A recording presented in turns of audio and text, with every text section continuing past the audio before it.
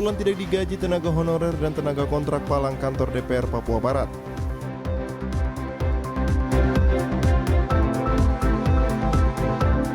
Satu speedboat milik Pemda Teluk Wondama terbakar, 1 orang meninggal dunia dan 2 luka bakar.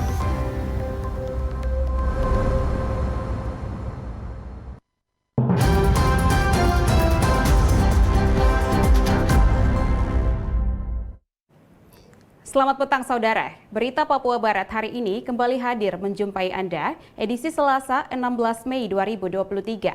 Sejumlah informasi dari daerah di Papua Barat dan Papua Barat Daya akan kami hadirkan untuk Anda. Bersama saya Aprilia Nikmur, inilah Papua Barat hari ini selengkapnya.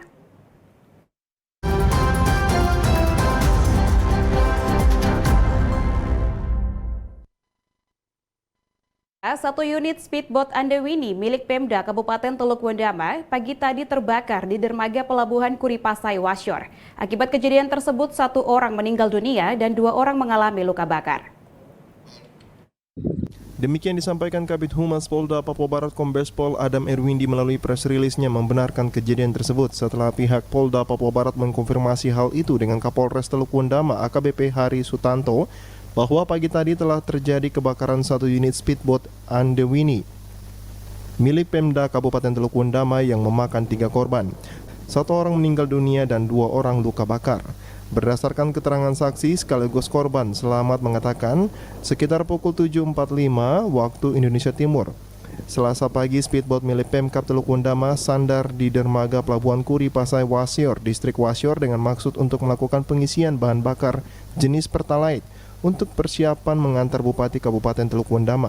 Kemudian saat para kru speedboat yang sedang membersihkan bagian dalam speedboat, terjadi ledakan di dekat tangki bagian luar belakang speedboat, sehingga menyebabkan terjadi kebakaran. Melihat kejadian tersebut, masyarakat yang berada di TKP mencoba memadamkan api dengan peralatan seadanya. Akibat dari ledakan itu, ketiga kru yang berada di dalam speedboat mengalami luka-luka. Selanjutnya para korban dibawa ke RSUD Alberto Rey Wasyor untuk mendapatkan penanganan medis. Dan pada saat tiba di RSUD, 1 orang korban dinyatakan meninggal dunia. Tim Liputan TVRI Papua Barat melaporkan. Saudara, Dirkrimsus Polda Papua Barat akhirnya menetapkan 3 orang sebagai tersangka dugaan korupsi dana hibah KONI Papua Barat tahun anggaran 2019, 2020, dan 2021. Penetapan itu ditetapkan Polda Papua Barat melalui unit Tipikor Ditkrimsus Polda Papua Barat pada press release di lobi utama Polda Papua Barat di Maripi pada Senin 15 Mei 2023 kemarin. Direktur Kriminal Khusus Polda Papua Barat, Kombes Pol Sony Tampubolon mengatakan, dari status saksi kini sudah ditetapkan sebagai tersangka dan sudah dalam proses penyidikan. Direncanakan tersangka tersebut kembali diperiksa pada Rabu tanggal 17 Mei 2023 di Polda Papua Barat. Dari status saksi menjadi tersangka sudah dalam proses penyidikan yang direncanakan akan kami periksa tersangka tersebut di hari Rabu. Ya, nantinya setelah tersangka kami periksa dan kami kumpulkan alat bukti, kami akan melakukan press release kembali secara lengkap dan komprehensif, di mana di situ akan kami tampilkan tersangka dan seluruh barang bukti rampasan terkait dengan tindak pidana korupsi ini. Adapun inisial tersangka yaitu DI, AW, dan L. Sony Tampubolon menyebutkan dari proses pemeriksaan yang dilakukan tim, diharapkan nantinya ada tambahan tersangka-tersangka baru. Selain itu, total anggaran dana hibah KONI Papua Barat sebesar 227.495.122.000. Hasil ini merupakan audit dari BPKP RI Papua Barat tertanggal 11 Mei 2023. Dari hasil audit kemarin ditemukan kerugian negara kurang lebih 32.079.736.283.21 rupiah. Satu saksi ya yang kami tingkatkan menjadi tersangka, namun kami tidak menyebutkan secara lengkap, kami hanya menyebutkan secara inisial, yaitu saudara DI, ya, kemudian saudara AW, ya, kemudian saudari L. Ya, untuk sementara 3 ini dari proses pemeriksaan kami nantinya mungkin bisa menemukan tersangka-tersangka baru, kami akan menyampaikan kepada rekan-rekan. Jadi sore hari ini rekan-rekan kami sampaikan kepada media terkait dengan dugaan pidana korupsi dana hibah KONI tahun anggaran 2019, 2020, 2021 yang total anggarannya itu kurang lebih 227.465.122.000. Natalindo Kerewai, TVRI Papua Barat, melaporkan. Sementara itu, Saudara, Polda Papua Barat juga telah menyurat ke Pusat Pelaporan dan Analisis Transaksi Keuangan atau PPATK terkait rekening dugaan pencucian uang dan kasus korupsi dana hibah di KONI Papua Barat.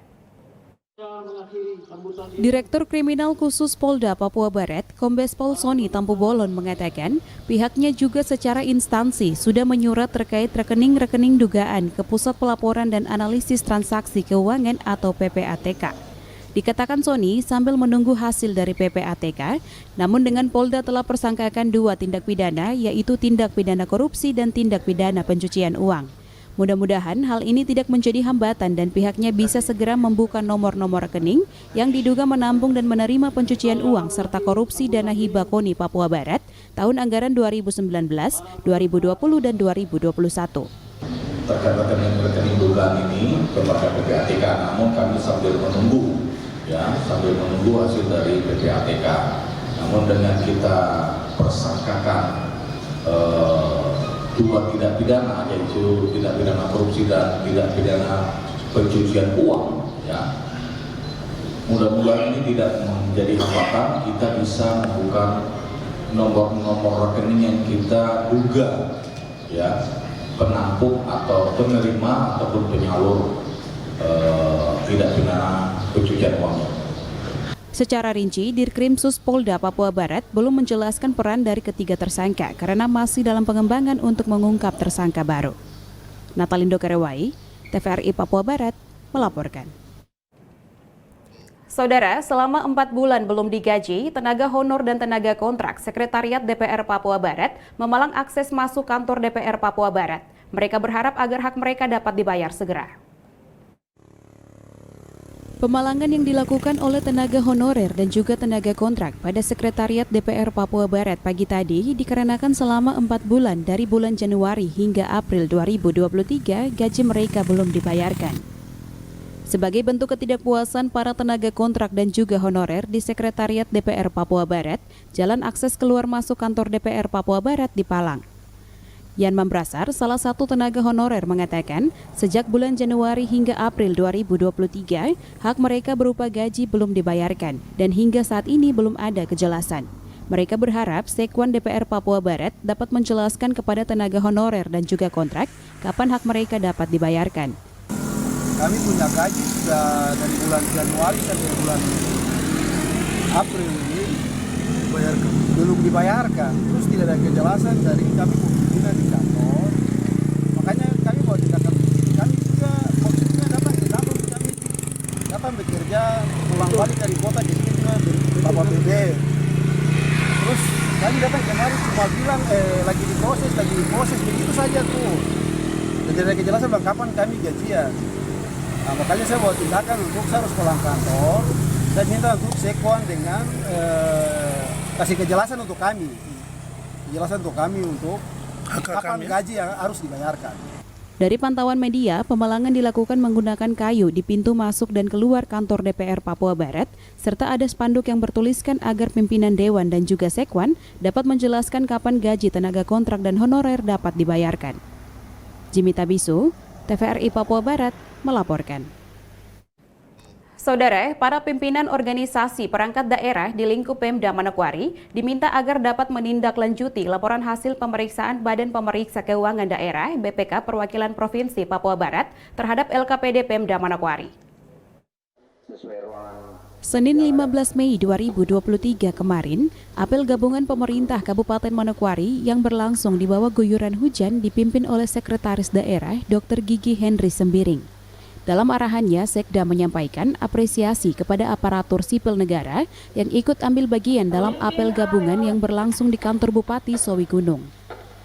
Pada kesempatan tersebut, Sekda mengatakan, pada Sabtu 13 Mei 2023 lalu, Pemda telah mengikuti eksplain laporan hasil periksaan Badan Pemeriksa Keuangan terhadap laporan keuangan daerah Pemda Manokwari tahun anggaran 2022.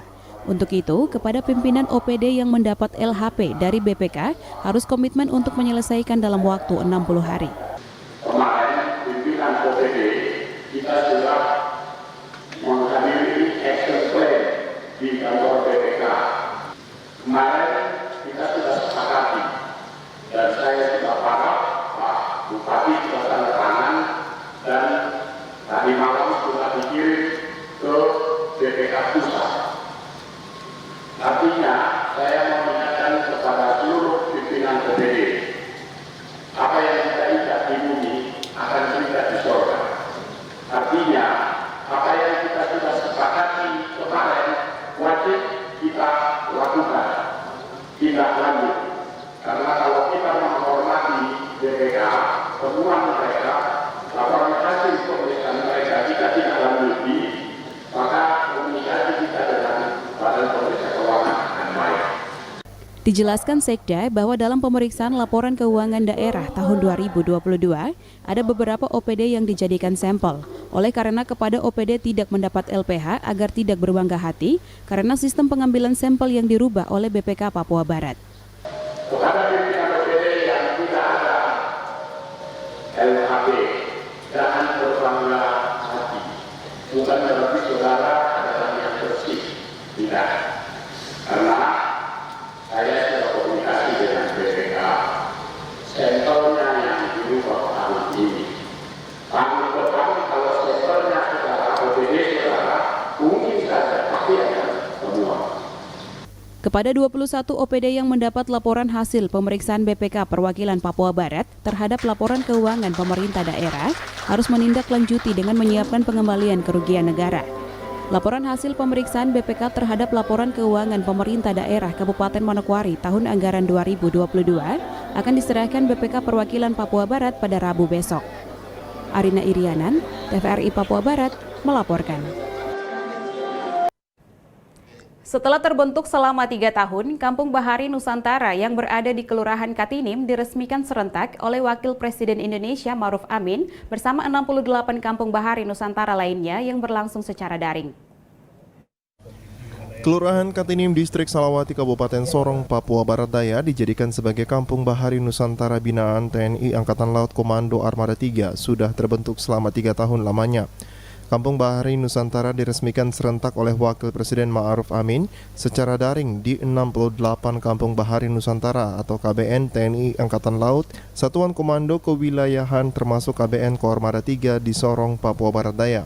Panglima Koarmada 3 Laksamana Muda TNI Agus Haryadi mengatakan sebelum diresmikan Kampung Bahari Nusantara sudah berjalan selama 3 tahun dan keberadaan KBN ini TNI Angkatan Laut terus berupaya meningkatkan kualitas terhadap pelayanan masyarakat setempat.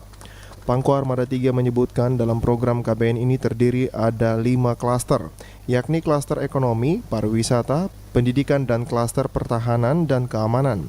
Panglima berpesan kehadiran TNI Angkatan Laut dimanapun berada harus membawa manfaat kepada masyarakat di sekitar.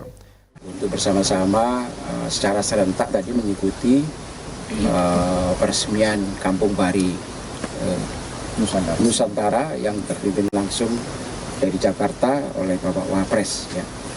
Tadi alhamdulillah sudah berjalan dengan lancar, terus terfokus untuk di wilayah Desa Katinim ini. Saya dapat laporkan bahwa di sini sudah hampir 3 tahun berjalan terbentuknya Kampung Bahari Nusantara ini. Tadi disampaikan ada 5 klaster yaitu klaster ekonomi, klaster pariwisata, klaster kesehatan, kemudian klaster pendidikan dan klaster pertahanan dan keamanan. Ya. Keberadaan Angkatan Laut dimanapun berada, dalam bentuk apapun harus membawa manfaat kepada masyarakat yang ada di sekitarnya. Sementara itu, Kepala Kelurahan Katinim Yeremias Malakabu mengatakan 3 tahun keberadaan Kampung Bahari Nusantara sangat bermanfaat bagi masyarakat.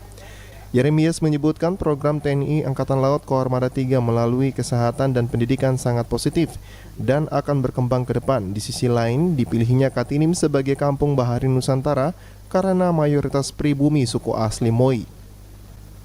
Karena adanya Armada 3 atau Pangkalan Tinggi Angkatan Laut yang memberikan kontribusi bagus pada masyarakat pribumi, juga memberikan lahan untuk hadirnya TNI Angkatan Laut di sini sehingga tidak kami bayangkan bahwa kalau tidak ada TNI Angkatan Laut, umpamanya belum bisa ada daerah pada umumnya di daerah Salawati tidak berkembang seperti itu. Itu hal yang sangat kami lihat. Jadi harapan kami bahwa TNI Angkatan Laut hadir dengan program Kampung Bahari Nusantara itu semua sisi, semua sektor memberikan dampak baik pada masyarakat untuk generasi berikutnya. Kampung Bahari Nusantara Katinim memiliki jumlah kepala keluarga sebanyak 222 kepala keluarga dan jumlah penduduk 1.000 jiwa, di mana mata pencarian masyarakat setempat nelayan dan bertani. Dari Sorong, Mikal Jasman, TVRI Papua Barat melaporkan. Sementara itu, Saudara, Agus Haryadi, Panglima Koarmada 3 Laksamana Muda TNI, komitmen mengembangkan pariwisata hutan mangrove dengan menanam mangrove di Kampung Katinim. Panglima Koarmada 3 Laksamana Muda TNI Agus Haryadi bersama Forkopimda melaksanakan penanaman mangrove secara nasional serentak di jajaran TNI Angkatan Laut pada Senin 15 Mei 2023. Lokasi penanaman mangrove ini berlangsung di Kampung Katinim, Distrik Salawati, Kabupaten Sorong, Papua Barat Daya. Panglima Koarmada 3 Laksamana Muda TNI Agus Haryadi mengungkapkan keberadaan hutan mangrove saat ini banyak ditemukan mengalami kerusakan akibat abrasi dan penebangan liar oleh oknum-oknum tidak bertanggung jawab. Panglima menjelaskan dampak dari itu membuat habitat di sekitar pantai yang merupakan bertelurnya ikan sudah mulai hilang akibat kerusakan pada hutan mangrove. Lokasi penanaman mangrove kini telah dibangun jembatan. Nantinya ke depan, kata Pangkoarmada 3, akan dibangun tempat pariwisata hutan mangrove sehingga mendatangkan daya tarik masyarakat ke Kampung Katinim. Kita akan melaksanakan secara serentak penanaman mangrove nasional secara serentak. Dapat kita sadari bahwa banyak sekali hutan mangrove kita yang di pinggir-pinggir pantai ini rusak. Entah itu karena abrasi, entah itu karena human error, faktor kita semua pengguna pantai ini secara sembarangan melaksanakan pemotongan, penebangan dan lain sebagainya, sehingga habitat-habitat laut yang ada di pinggir pantai ini yang semestinya tempat bertelurnya ikan pada hilang dengan sendiri. Beliau bisa menggunakan jalan ini yang tadinya rawa-rawa ataupun bako-bako seperti ini. Nanti akan kita coba lebih masuk lagi, mungkin bisa dijadikan penghubung dan kanan kirinya bisa dijadikan objek wisata. Ya.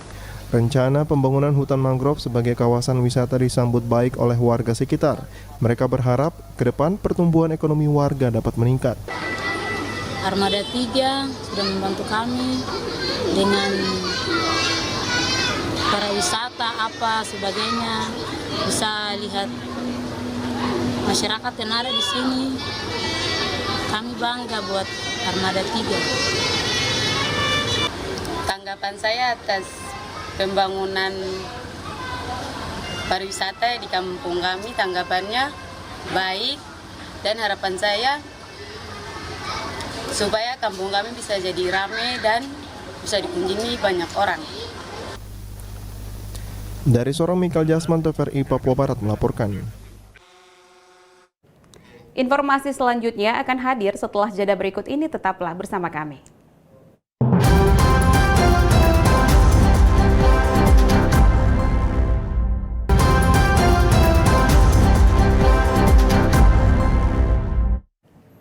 Terima kasih Anda masih bersama kami.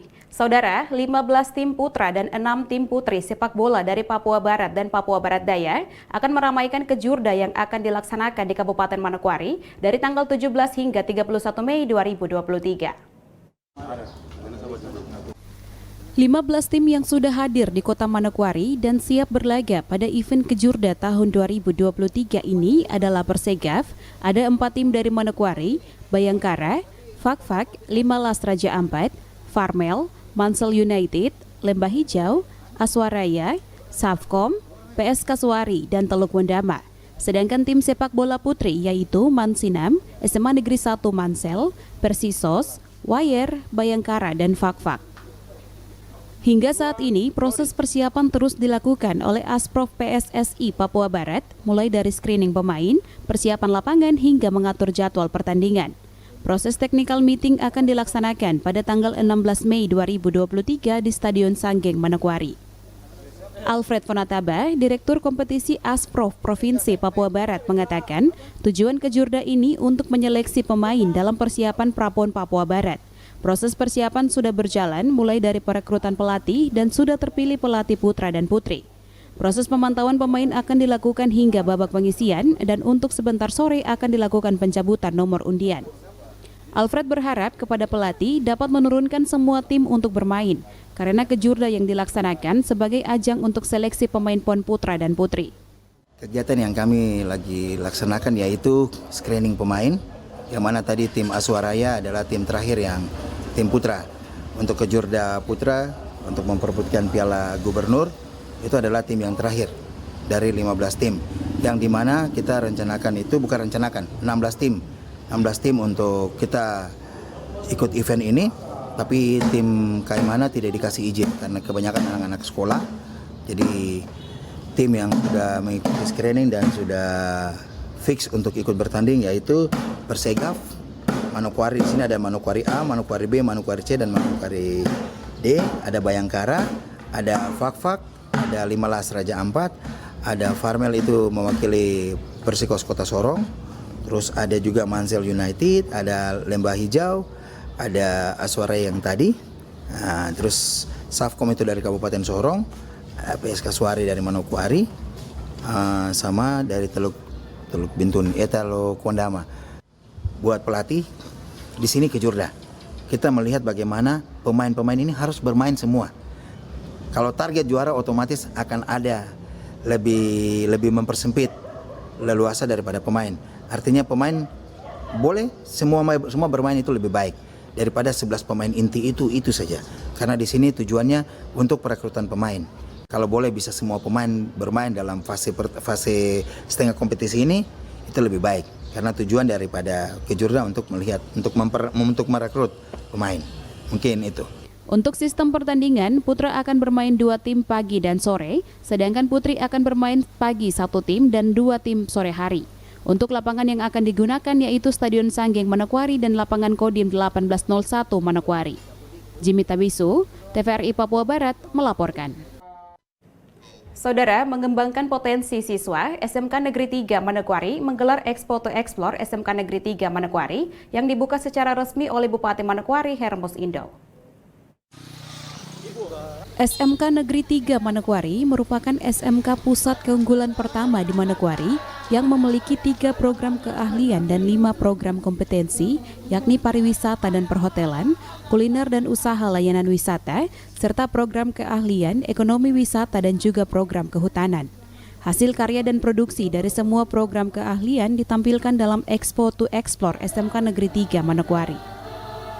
Kepala Sekolah SMK Negeri 3 Manokwari dalam sambutannya mengatakan, SMK Negeri 3 sebagai SMK pusat keunggulan di Manokwari, namun meminta siswa untuk bersekolah sangat sedikit.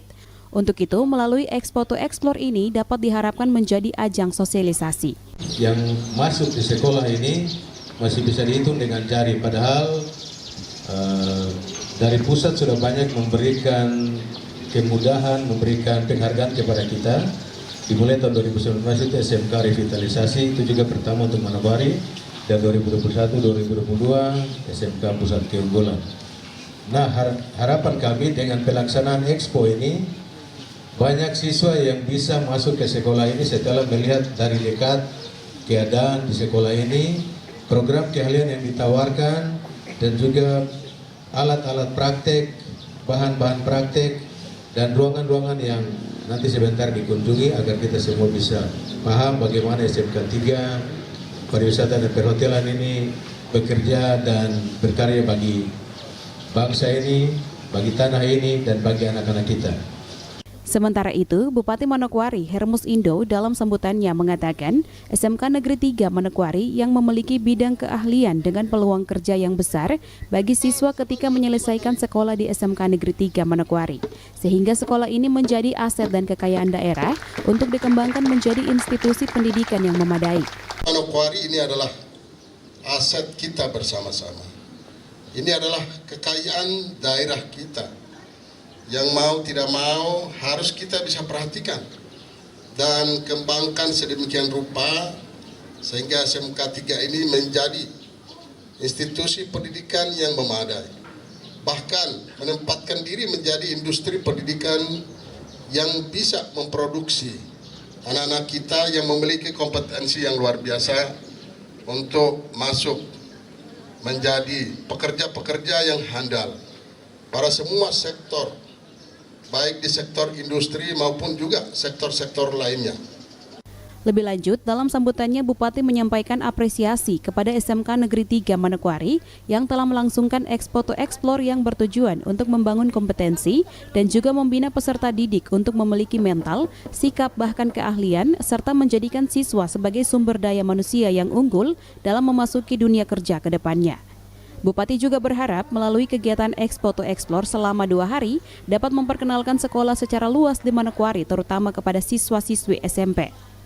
Usai membuka Expo to Explore SMK Negeri 3 Manokwari, Bupati bersama Kepala Bidang Pendidikan SMA SMK Dinas Pendidikan Kabupaten Manokwari melakukan tinjauan ke masing-masing program keahlian serta melihat langsung beberapa ruangan praktek keahlian.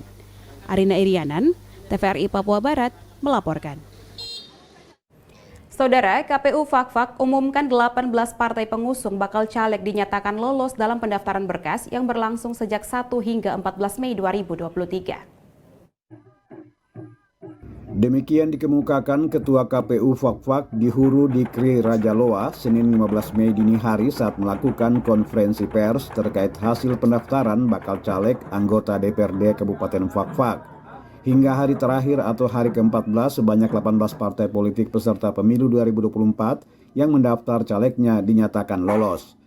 Ketua KPU Fakfak di Huru mengatakan selanjutnya KPU akan melakukan tahapan verifikasi administrasi dimulai dari tanggal 15 Mei hingga 23 Juni 2023. Semua proses terkait dengan pendaftaran bakal calon anggota DPRD Kabupaten Fakfak telah selesai dilakukan oleh KPU Kabupaten Fakfak. Jadi 18 partai yang berada di Kabupaten Fakfak seluruhnya mendaftarkan diri ke kantor KPU Kabupaten Fakfak. Dan kemudian dari hasil penelitian bersama dengan rekan-rekan Bawaslu, KPU Kabupaten Fakfak telah mengeluarkan berita acara dan dinyatakan telah diterima. Oleh karena itu, selanjutnya tanggal 15 sampai tanggal 23 Juni kita akan masuk pada masa verifikasi administrasi dari dokumen persyaratan bakal calon anggota DPRD yang telah dimasukkan oleh masing-masing partai politik. Sesuai pantauan TVRI di kantor KPU pada Minggu 14 Mei, partai politik yang datang mendaftarkan bakal caleg DPRD Kabupaten Fakfak, walaupun terkesan tumpang tindih, namun semuanya berjalan dengan tertib, sehingga sampai waktu yang ditetapkan 23.59 waktu Indonesia Timur berjalan lancar, aman, dan terkendali. Di penghujung detik-detik penutupan, Partai Garuda datang menyerahkan berkas dan diterima KPU.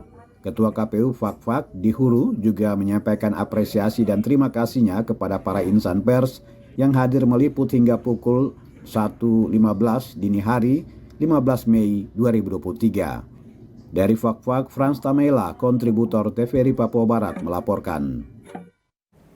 Bawaslu Kabupaten Fakfak kembali mengingatkan partai politik peserta pemilu 2024 di Kabupaten Fakfak untuk tidak melibatkan anak-anak dalam setiap tahapan pemilu jika tidak ingin mendapat sanksi.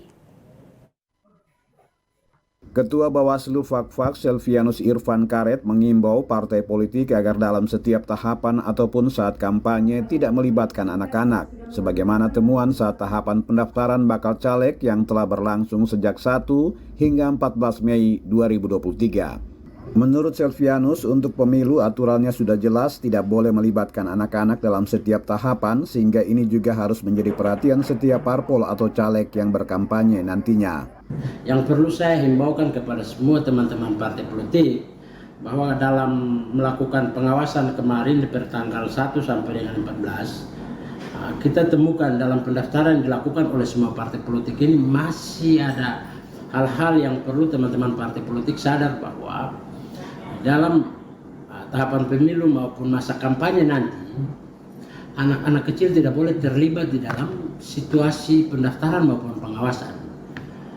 Sehingga saya mau mengingatkan kepada teman-teman partai politik bahwa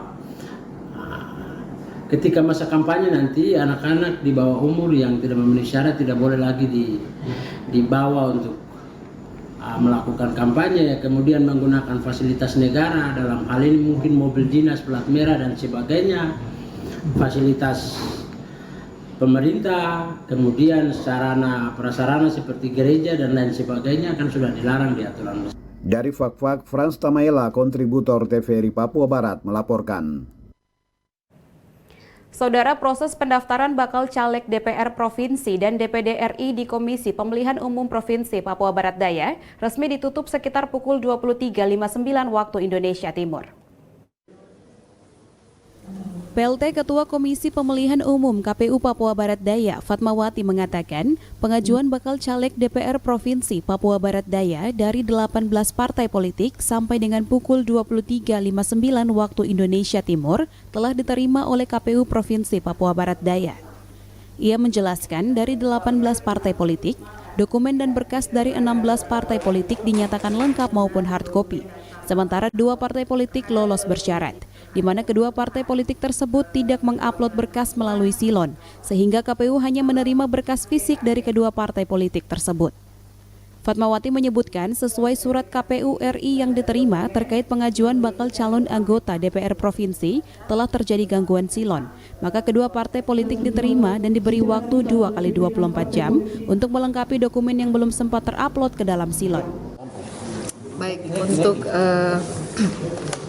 pengajuan bakal calon dari anggota DPRD Provinsi Papua Barat Daya 18 partai politik sampai dengan pukul 23.59 di malam hari ini telah diterima oleh KPU Provinsi Papua Barat Daya, dan terhadap 18 partai tersebut 16 kami terima dengan dokumen yang lengkap baik digital maupun dokumen yang diajukan melalui hard copy atau fisik.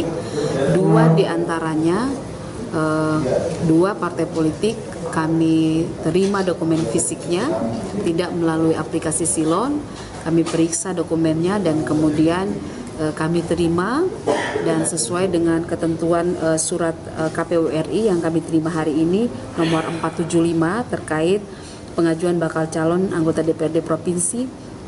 Dalam hal terjadi gangguan silon, maka kemudian terhadap 2 partai ini kami terima dan diberikan waktu 2 kali 24 jam untuk melengkapi dokumen yang belum sempat terupload ke dalam silon.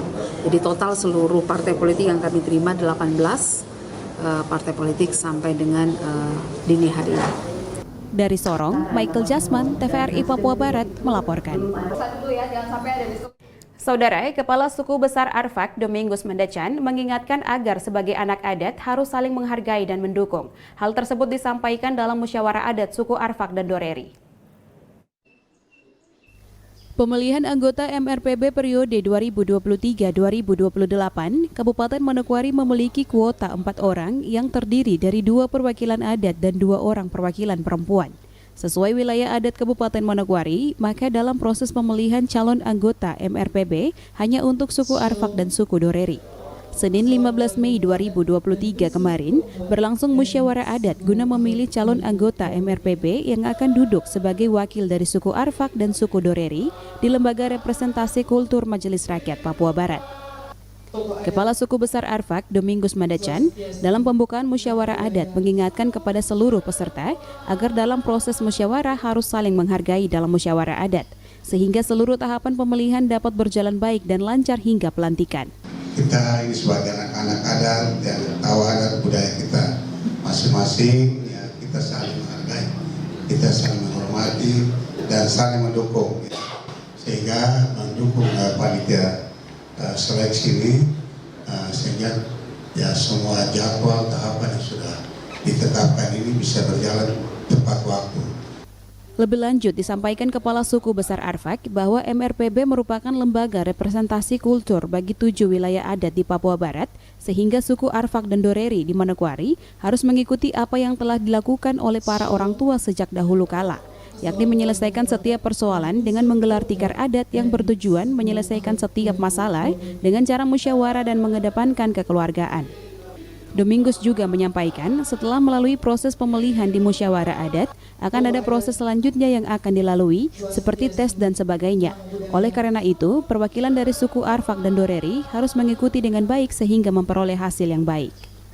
Arina Irianan, TVRI Papua Barat, melaporkan. DPD Perindo Papua Barat Daya optimis raih 6 kursi di Papua Barat Daya. Hal tersebut disampaikan mantan Pangdam Kaswari Ali Hamdan Bogra yang saat ini sebagai kader Partai Perindo. Mantan Pangdam Kaswari Ali Hamdan Bogra bersama bakal caleg resmi mendaftar ke Komisi Pemilihan Umum KPU Provinsi Papua Barat Daya. Rombongan Partai Perindo itu tiba di kantor KPU sekitar pukul 16.30 waktu Indonesia Timur. Partai Perindo melakukan pendaftaran di hari terakhir dan berkas dokumen 30 bakal caleg DPR Provinsi telah dinyatakan lengkap dan diterima dalam ikut serta pemilu tahun 2024. Usai mendaftar, mantan Pangdam Kaswari itu sempat terlihat memegang tifa sambil diiringi tarian dari suku Imeko dan diikuti oleh sejumlah masyarakat yang menggunakan pakaian adat. Partai Perindo optimis akan meraih 6 kursi di DPR Provinsi Papua Barat Daya. Bahkan Ali menyatakan Perindo merupakan partai yang diperhitungkan di Provinsi Papua Barat Daya. Caleg yang akan masuk pesta demokrasi Februari 2024 dengan harapan bisa mencapai target. Tiap-tiap dapil kami akan berupaya untuk satu dapil satu kursi. Minimal satu. Bukan 6 kursi. Minimal.